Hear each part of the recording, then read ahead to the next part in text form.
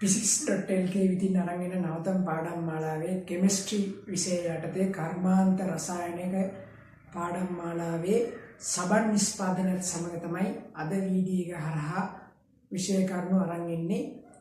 සබන් නිෂ්පාදනයේදී මූලිකවම අපිට වැදගත් වෙන මේ කර්මාන්ත සම්බන්ධයේදී උසස් පෙළ රසායන විද්‍යාව පාඩම් මාලාව යටතේ අපිට වැදගත් වෙන දේ තමයි සබන් නිෂ්පාදනයේ සහ අනිකුත් කර්මාන්ත වල උසස් පෙළ රසායන විද්‍යාව රචනා ප්‍රශ්නයක් යොමු වෙනවා. ඒ ප්‍රශ්නයට සහ MCQ ප්‍රශ්න කොටසට අදාළව විභාගයට උපරිම ලකුණු ලබාගෙන ඒ සම්බන්ධයක් කරා යෑමට අවශ්‍ය විෂය කර්ම සිද්ධාන්ත පූර්ණව ආවරණය කරනවා මේ වීඩියෝ මාලාව හරහා. ඉතින් උසස් පෙළ සබන් නිෂ්පාදනය කියනකොට ටිකක් ඇඩ්වාන්ස් විදිහට හිතන්න ඕන අපි. ඒක කෙමිස්ට්‍රි වලට කොයි විදිහටද සම්බන්ධ වෙන්නේ කියන එක. ඉතින් ඒක ඔයාලට පහසු වෙන්න දුවා දරුවන්ට පහසු වෙන්න මම අරන් ඇවිල්ලා තිනවා මේ විදිහට ෂෝට් නෝට් එකක් විදිහට සබන් නිෂ්පාදනය කියන දේ. සබන් නිෂ්පාදනය කියන එක ගත්තොත් අපිට මේ ෂෝට් නෝට් එක හරහා අපිට පුළුවන් සම්පූර්ණයෙන් විභාගයේදී ලැබෙන රචනා සහ MCQ ඕනම ප්‍රශ්නයකට නිවැරදි පිළිතුරු ලබා ගන්න physics.lk හරහා අපි විෂය පමණක් අතිශයෝක්තියින් තොරව අරන් වෙනවා. සබන් නිෂ්පාදනය කියන එක ගත්තොත් අපිට මූලිකවම අමුද්‍රව්‍ය මොනවාද? ඒක සිදු කරන ආකාරය කොයි වගේද සහ ඒකේ නිෂ්පාදන ඵලය සහ අතුරු ඵලයේ අපිට ප්‍රයෝජන කොයි වගේද වෙන කියන කාරණා වගේම කෙමිස්ට්‍රි රසායන විද්‍යාව යටතේ අපිට මේ වගේ ප්‍රතික්‍රියා මොනවාද සම්බන්ධ මූලික ධර්ම තමයි අපි විභාගයේදී අපෙන් නිර්ණය කරලා බලන්නේ. ඉතින් මූලිකවම සබන් නිෂ්පාදනය කියන එක ප්‍රධාන පියවර 4ක් ආකාරයෙන් බෝඩ් එකේ දැක්වෙන පරිදි ඔයාලට පෙළගස්ස ගන්න පුළුවන්. මූලිකවම අපි සබන් නිෂ්පාදනය කියන එක සලකලා බැලුවොත් අපිට අමුද්‍රව්‍ය විදිහට අවශ්‍ය වෙනවා සාක හෝ සත්ව තෙල් සහ සෝඩියම් හයිඩ්‍රොක්සයිඩ් නැත්නම් පොටෑසියම් හයිඩ්‍රොක්සයිඩ්. පොටෑසියම් හයිඩ්‍රොක්සයිඩ් නම් බොහෝ වෙලාවට ගන්න අපි ලදරු සබන් නිෂ්පාදනයේදී තමයි. ඒකට අපිට අමුද්‍රව්‍ය විදිහට මෙතනම මතක තියාගන්න පුළුවන් ආයෙ වතාවක් පාඩම් කරන්න අවශ්‍ය නැහැ.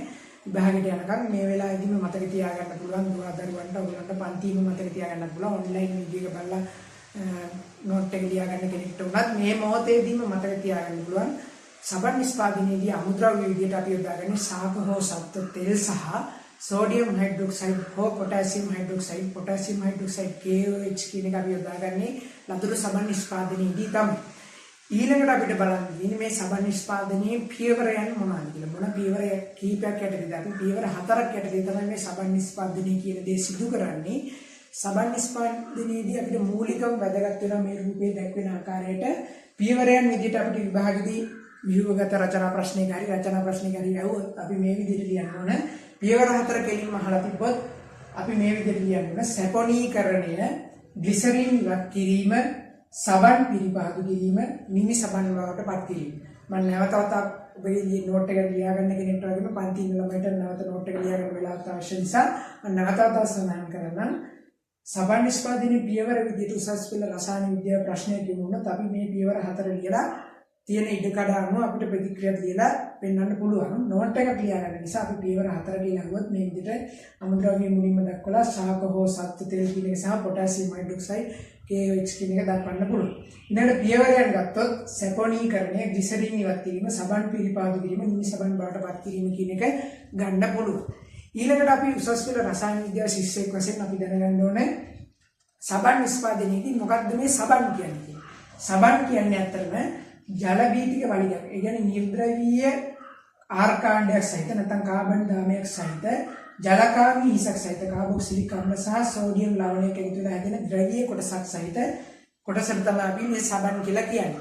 ඒකට අපිට සබන් කියන දේ ගන්න පුළුවන් ජල බීතික වලිගය සහිත නිර්ද්‍රවීය කොටස සහ ජලකාමී හිස සහිත ද්‍රවීය කොටස සහිත ආර් කාබන් දාමයක් සහිත කාබොක්සිලික් අම්ලයේ සෝඩියම් ලවණයක් සහිත දිගු කාබන් දාම සහිත කාබොක්සිලික් අම්ල වල සෝඩියම් හෝ පොටෑසියම් ලවණ සබන් ලෙස අපි කෙමිස්ට්‍රි වලදී හඳුන්වනවා.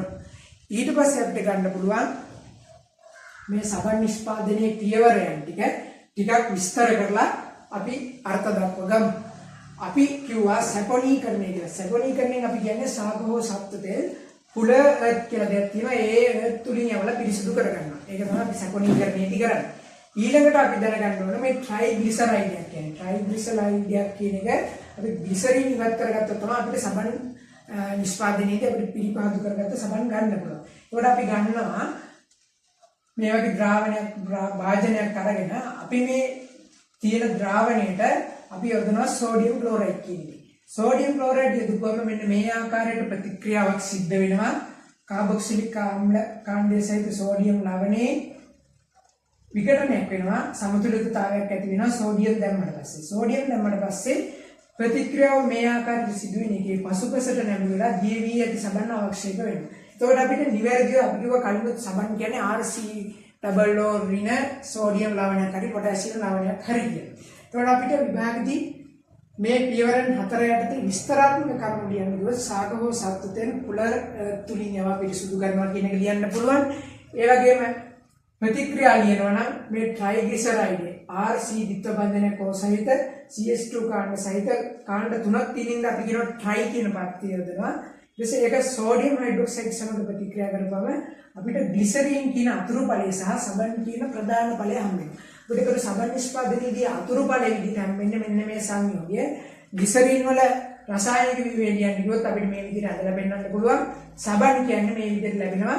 සබන් කියන්නේ ප්‍රධාන ඵලය, අතුරු ඵලය විදිහට ග්ලිසරින් ලැබෙනවා. අපි කර්මාන්තයක් නිසා මේ ලාභ ලැබීමට කළ යුතු නිසා ග්ලිසරින් කියන එක අපි යොදා ගන්නවා රූපලාවන්‍ය කටයුතු සඳහා. ඒකට අපි කර්මාන්තයක් ඕනම දෙයක් අපි කර්මාන්තයක් විදිහට කරන්නේ ලාභ ලැබීම සඳහා. ඒ නිසා අපි අතුරු ඵලය පවා ප්‍රයෝජනයට ගන්න උත්සාහ කරනවා. එතකොට අපිට රසායන විද්‍යාවේදී අපි මේ සබන් නිෂ්පාදනයේදී වඩාත් ආධාරණයෙන් මතක තියාගන්න ඕන කොටස තමයි මේ ග්ලිසරින් ඉවත් කිරීම කියන කාරණය. එහෙනම් තමයි මම වැඩි ඉඩ ප්‍රමාණයක් අරගෙන මේ ෂෝට් නෝට් එක ගැසීමේදී නිවීමේදී පන්තින ළමයිට වගේම ඔන්ලයින් වීඩියෝ බලන කෙනෙකුට උනත් තේරුම් ගන්න පුළුවන් පහසු ආකාරයෙන් බෝඩ්ඩේ සියලු විෂය කරුණු දාලා තියෙනවා.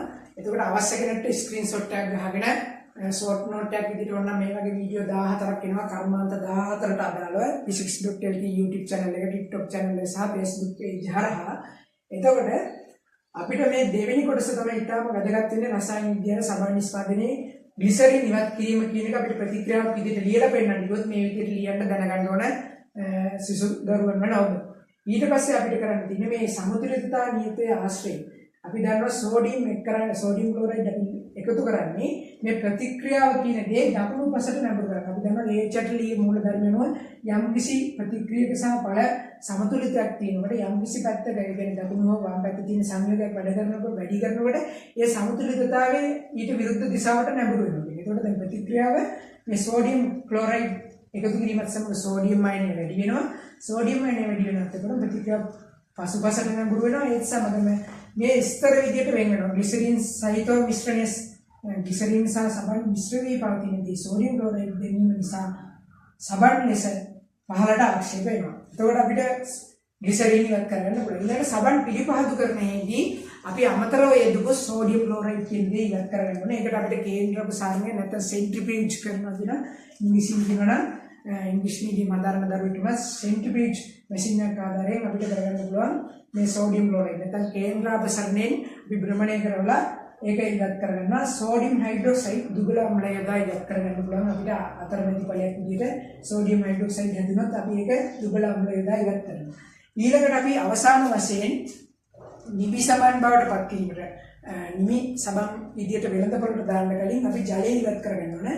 ඒ සඳහා සබන් ස්ප්‍රේ එකක් අඩු පීඩන තත්ත්වයකටදී විභාගයේ සිහිවල දෙන්න පුළුවන්. අඩු පීඩන තත්ත්වයකටදී සෙල්සියස් අංශක 120ක උෂ්ණත්වයක් පවත්වාගෙන කුටීලයක් තුළ සබන් ස්ප්‍රේ කරපු ගමන් අපිට ලැබෙනවා ස්කන්ධ අනුපාතයක් අනුව W/W රේෂියෝ එක අනුව අපිට ලැබෙනවා 100ක 12ක් සහිත පිළිපාදු කරන ලද සබන් ලැබෙනවා.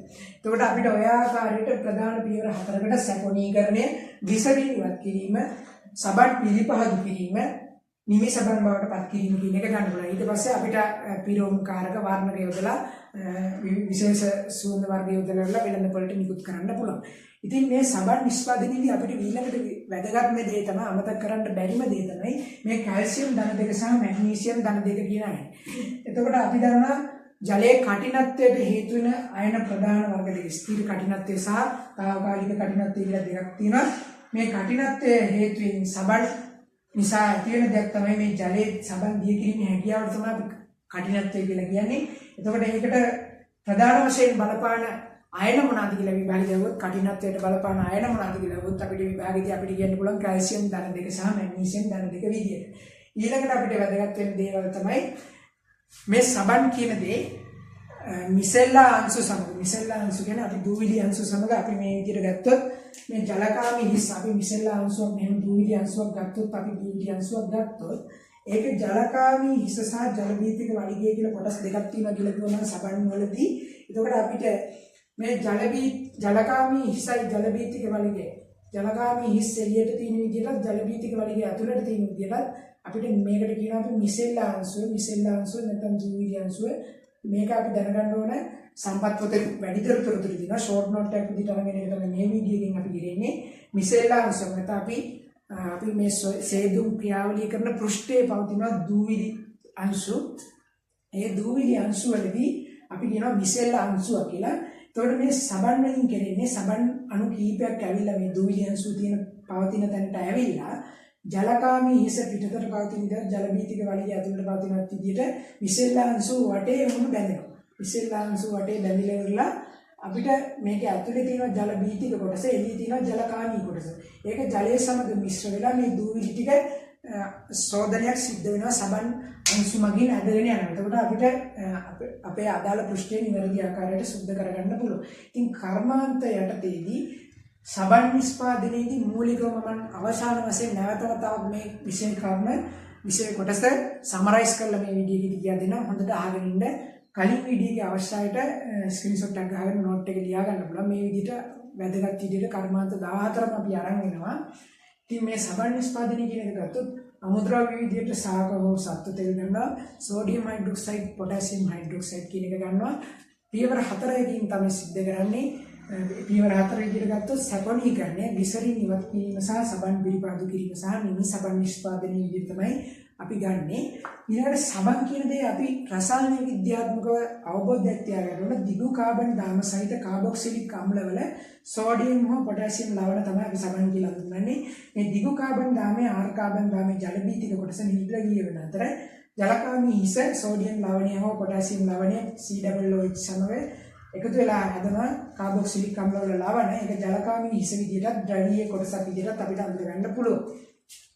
ඊට පස්සේ අපිට සැපොනීකරණය කියන සාගම සත්ත්වයෙන් පුල තුලින් යවනවලා පිරිසුදු කරගන්නවා. ඊට පස්සේ ට්‍රයිග්ලිසරයිඩ් සෝඩියම් හයිඩ්‍රොක්සයිඩ් සමග ප්‍රතික්‍රියා කරලා ග්ලිසරින් හදාගෙන සබන් හදාගන්නවා. ග්ලිසරින් සහ සබන් මිශ්‍ර වී පැවතීම ඉවත් කර ගැනීම සඳහා සෝඩියම් ක්ලෝරයිඩ් යොදලා ප්‍රතික්‍රියාව පසුපසට නැඹුරු කරලා මේ විදිහට අවක්ෂේප කරගන්නවා සබන් විතරක්. ග්ලිසරින් යොදා ගන්නවා අතුරු ඵලයේ විදිහට රූපලාවන්‍ය ගතිය වලට සබන් ගන්නවා ප්‍රධාන ඵලයේ විදිහට. මේදී අමතරව යොදාගත් සෝඩියම් ක්ලෝරයිඩ් ඉවත් කර ගැනීමට සෙන්ට්‍රිෆියුජ් කරනවා නැත්නම් කේන්ද්‍රාභිසරණය කරනවා. සෝඩියම් හයිඩ්‍රොක්සයිඩ් ඉවත් කර ගැනීමට දුබල ආම්ලයක් යොදලා ඉවත් කරගන්න පුළුවන්. ජලය ඉවත් කිරීමට අඩු පීඩන තත්ත්වයකදී සම්පත් පොතේ පවතින පරිදි සෙල්සියස් අංශක 120ක පුටිරයක් සහිත ප්‍රදේශයක සබන් ස්ප්‍රේ කරනවා. ස්ප්‍රේ කරලා අපිට අවශ්‍ය වෙන විදිහට 112 ස්කන්ධ අනුපාතික ප්‍රතිශතයම පිළිපාදු කරලා සබන් ගන්න පුළුවන්. කටිනත්වයට හේතු වන අයන මොනවාද කියනොත් කැල්සියම් ධන දෙක සහ මැග්නීසියම් ධන දෙක හඳුන්වන්න පුළුවන්. කැල්සියම් ධන 2 අයනයි මැග්නීසියම් ධන 2 අයනයි. ඊළඟට විශේෂයෙන්ම මිසෙල්ලා අංශුවක් නැත්නම් දූවිලි අංශුවක් සමග එකතු වෙලා මේ සෝඩියම් ලවණය සමග එකතු වෙලා දූවිලි ඉවත් කරලා පෘෂ්ඨය පිළිපාදු කරන්නේ කොහොමද කියන එක රසායන විද්‍යාව ඉගෙන ගන්න ශිෂ්‍යයෙක් වශයෙන් විභාගයට මුහුණ දෙන ශිෂ්‍යයෙක් වශයෙන් සබන් ආශ්‍රිතව මේ විදිහට තමයි ඔයගොල්ලෝගේ මනසේ ඔයාලගේ මනසේ දල චිත්‍රයක් ගන්න ඕනේ. මේ සබන් නිෂ්පාදනය කරන්නේ කොහොමද? අමුද්‍රව්‍ය මොනවාද? පියවර මොනවාද? කර්මාන්තයේ ප්‍රධාන ඵලය මොකද්ද? අතුරු ඵලය මොකද්ද? වාසි මොනවාද කියන එක. ඉතින් මෙවැනිම තවත් වටිනා කර්මාන්තයක් සමග ඉදිරි වීඩියෝ එකකින් හමු වෙන බලාපොරොත්තු වෙන අදට වීඩියෝ එක මෙතනින් අවසන් වෙනවා. ඉතින් වීඩියෝ එක හොඳයි නම් ඔයාලගේ A level කරන කෙමිස්ට්‍රි අපහසුයි කියලා හිතන කර්මාන්ත කියන ඉතාම ලේසි කොටසක්. හැබැයි ලකුණු ගැනීමට අපි සිද්ධාන්ත දැනගන්න ඕන O level මට්ටමට වඩා ටිකක් වැඩි මට්ටමේ. ඒක නිසා මේ පාඩම හොඳයි කියලා හිතනවා. විෂය පමණක් අතිශයෝක්තියෙන් අරන් එනවා අපි නොමිලේ අරන් ඉන්නේ. මේ වැඩේ හොඳයි නම් යාළුවන්ට ෂෙයා කරලා ලයික් එකක් දාලා අපිට සපෝට් එකක් දෙන්න සබ්ස්ක්‍රයිබ් කරලා ඉදිරි කර්මාන්තවලම තව කර්මාන්ත 14ක් තියෙනවා. සම්පූර්ණ කර්මාන්ත 14ම මෙවැනි වටිනා වීඩියෝ මාලාවක් කරා ඉදිරියේදී අපි අරන් එනවා. ඉතින් වැඩේ හොඳයි නේ යාළුවන්ට ෂෙයා කරලා අපිට සපෝට් එකක් දෙන්න. ඔයාලත් දිනපතා මෙවැනි කෙටි ක්‍රම යොදාගෙන රූප සටහන් ආශ්‍රයෙන් ෂෝට් නෝට්ස් සාදාගෙන විභාගයට උපරිම ප්‍රතිඵලයක් කරා යන්න ලැබෙන්න කියලා සුබ පතනවා. සුබ දවසක්.